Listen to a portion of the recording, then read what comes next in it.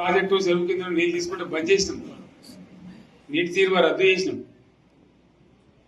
అట్లా ఎన్నో సదుపాయాలు చేసుకున్నాం. రైతులు బాగా జరుగుతుండే. అప్పుడప్పుడు ఏమవుతుంది, కొన్ని దుష్ట దినాలు వస్తాయి, చెడు గడియలు వస్తాయి. మనోళ్ళు కూడా అలవోకగా ఓట్లేసారు. మీరు గొప్పలో మీరు మాణిగ్రహం గెలిపించారు. కొన్ని నియోజకవర్గాలలో అత్యాశకు పోయి నేను చెప్పిన కూడా అప్పుడు మంది మాటలు పట్టుకొని మారమానం పోతే మళ్ళీ వరకు ఇల్లు కాలిపోతారు. వీళ్ళని నమ్మితే అమాంతం మింగుతారు, మోసపోతాం. రైతు బంధుకు రామరామ అంటారు, దళిత బంధుకు జైబీ అంటారు. వీళ్ళు ముంచుతారా నాయన అని చెప్పిన ఆయన వాడు తులం బంగారం ఇంత నీకు బంగారం వడ్డానం పెడతాను కానీ ఆయన నమ్మి ఏమో మీ సంగతి ఎంతో చూద్దామని ఆయన వేశారు. వేసింది ఇరుకపోయారు, బాయిలో పడ్డారు, అయిపోయి ఉన్నాయి అన్ని పీకైపోయి. మళ్ళీ మొదటికి వచ్చానా కైలాసం ఆడలో పెద్ద పంపించినట్టు అయింది మళ్ళీ. అంతే కదా, ఆలోచన లేకుండా ఎటు పెడితే అటు ఎవడో ఏదో చెప్తే నమ్మి ఓట్లేస్తే ఏమైంది అనేది ఒక మంచి గుణపాఠం ఇది తెలంగాణ. గ్యారంటీగా మంచిగా సంసారం జరుగుతుంది. జర తువ్వకచ్చినాం, రైతులు ఇంత ముఖం తెలివైతుంది, ఇంత బాకీలు కట్టుకుంటుండ్రి. ఎంతో మంది పాపం సిటీలు వేసుకుంటారు, ఏదో వేసుకుంటారు. రైతు బంధు పైసలు పడితే ఎంత సంతోషం ఉంటుండే. ఆయన మీద గంగలు వచ్చినాయి. ఇప్పుడు వాడు ఇతడో ఏడో భగవంతుని కనుక ఇచ్చినా కూడా మోసం. ఏదో మళ్ళీ ఎలక్షన్ కోసం దానికోసం చేస్తారు తప్ప కడుపు నిండా ప్రేమ ఇచ్చేది ఇట్లే ఉంటుందా? సర్పంచ్ ఎలక్షన్ పెట్టింది సార్. మనం ఉన్నప్పుడు కరోనా వచ్చింది. కరోనా వస్తే కూడా నేను రైతు బంధు ఆపలే. కరోనా వచ్చి రాష్ట్రానికి రూపాయి ఆదాయం రాకపోయినా 4-5 మంచి స్కీములు తెచ్చి వాళ్ళకి కాపాడుకున్నాం. గౌరవంగా బతికింది రైతులు. బీమా వచ్చినండి, రైతు బీమా పెడితే ఎంతమందికి సాయం జరిగింది. గుంట భూములను కూడా మంచిగా సాయం జరిగింది. చిన్న రైతు కూడా సాయం జరిగింది. అట్లా అందరికి మనం గొర్రెల కాపలకు గొర్రెలు వేయడం కానీ, చేప పిల్లలు కానీ, అనేక రకాల అన్ని వర్గాల ప్రజలను ఎట్లా ఆదుకోవాలని ఆదుకున్నాం. మా తెలంగాణ కదా మేము తెచ్చుకున్నాం కష్టపడి. మా వాళ్ళందరి పైకి రావాలి. కాంగ్రెస్ గవర్నమెంట్ ముస్లింలు ఓట్లేసుకున్నారు తప్ప ముస్లింలకు మనం చేసిందా? ఇమాం మౌజన్లకి మన జీతం ఇచ్చిందా?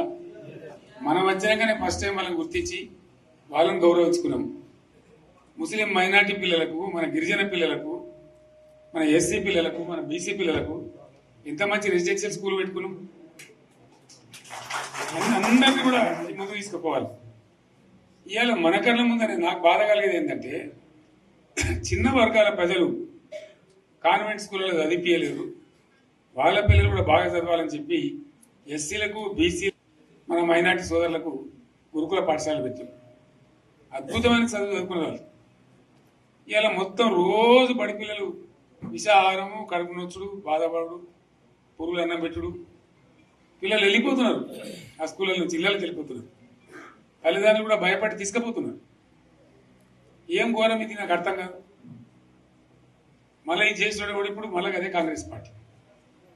అంతేనా? మళ్ళా పాత కాంగ్రెస్ మోపైంది, మళ్ళా కరెంట్ కోతలు మోపైనాయి. వెనకాలం ఏం గతి అవుతుందో మార్చి చెప్పి ఏమవుతుందో. ఇంకా కరెంటు కోతలు మోపైనాయి, మంచినీళ్ళు సరిగొత్తలు, అడిగే నాతులు లేడు. ఎవడన్నా గట్టిగా నిలదీసినట్టు వారికి పోలీస్ స్టేషన్లో పట్టేయడం. ఇదేనా రాజ్యం? ఇట్లా ఉండదా రాజ్యం? ఎందుకు వచ్చింది ఈ పరిస్థితి చెప్తా. నాకు తెలిసి నాకేం గుర్తులేదు. నేనేమంటున్నా అంటే, ఇట్లా అనేక పనులు చేసుకున్నాం మనం. గోదావరి నుంచి నీళ్ళు తెచ్చుకున్నాం, నీళ్ళు తెచ్చుకొని మంచినీళ్ళ తర్వాత సాగునీళ్ళు ఎంపడబడ్డాయి. మెదక్లో యువతల ప్రాంతం అంతా కొంత అందినాయి నీళ్ళు, పాత మెదక్ జిల్లాలో. నీటికి మిగిలిపోయినాయి మన 2 తాలూకాలు, నారాయణఖేడ్, జైరాబాద్. వాళ్ళకి నీళ్ళు రావాలి. ఎట్లా రావాలి గోదావరి నీళ్లు? సింగూరు ఓ టైంలో నిండుతుంది, ఓ టైంలో నిండదు. మరి నిండినప్పుడు ఎట్లా గోదావరి నీళ్ళెద్దు. సరే నేను గంభీరంగా మౌనంగా చూస్తున్నా. నేను కొడితే వట్టి కొట్టు నాకు అలవాట్లేదు కదా. చూద్దాము.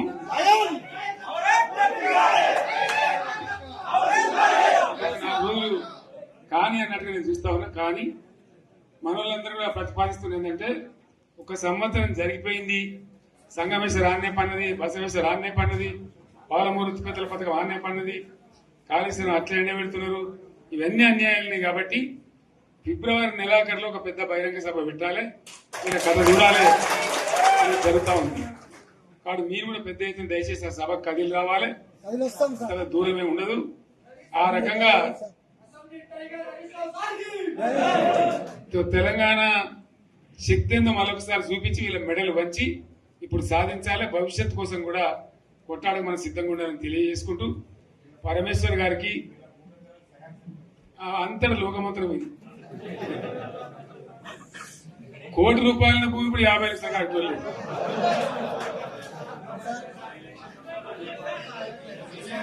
ఈ ఒక్కని బాధ ఒక ఆయన వచ్చింది, మన ఒక ఆయన ఒక 10 మంది వచ్చారు హైదరాబాద్కి. అందులోకి 2 ముస్లిం సోదరులు వచ్చారు. साहब शोक तबाह हो गया, इफलासी मुफलसी बच्चे क्या दबे होगा।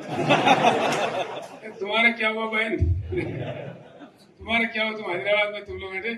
मेरा कारोबार है साहब, मेरा छोटा मोटा कारोबार है, होटल भी है, 70% गिर गया। हर कोई पूछ रहे, हर कोई केसीआर को याद कर रहे सामान వాళ్ళు మాట్లాడుతున్నారు. ఎక్కడ ప్రతి ఒక్కరు భూముల ధరలు పోయినాయి, మన్ను పోయినాయి, మసాలా అన్ని పోయినాయి. ఇంత మంచిగా 4 ఎకరాల రైతు నేను 4 కోట్ల ఆసాన అనుకుంటుండే, అంత ధీమా ఉంది, ఎంత బాగుండే. హైదరాబాద్ నుంచి అడిగితే కూడా వచ్చి మనం ఇవ్వకపోతాం భూములు, డిమాండ్ పెరగానని. అంత బ్రహ్మాండంగా మారుమూల ప్రాంతంలో కూడా 40 లక్షలు 50 లక్షలు ఎకరానికి ఉండే. అటువంటిది సగానికి సగం పడిపోయి మొత్తం నాశనం చేసింది. వీళ్ళు ఇట్లే వదిలిపెడితే ఇంకింత నాశనం అవుతుంది. కాబట్టి మనం కొట్లాడాల్సిందే. నేను ఇంకొక మాట మీకు చెప్తా. ఎలక్షన్లలో నేను మస్తుగా చూసిన 50 ఏళ్లలో పార్టీలు గెలితే ఓడతాయి. ఇంత మాయలు ఏడాది లోపలనే కాంగ్రెస్ పార్టీ దొరికితే కొడతాం రానంత గొప్పగా.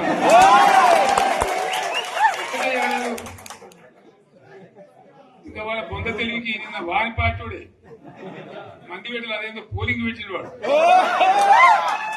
చూసారా మీరు? ఆ పోలింగ్ పెడితే 70% మనకు వచ్చింది, 30% మనకు. వాడు పెట్టింది మనం పెట్టింది కాదు.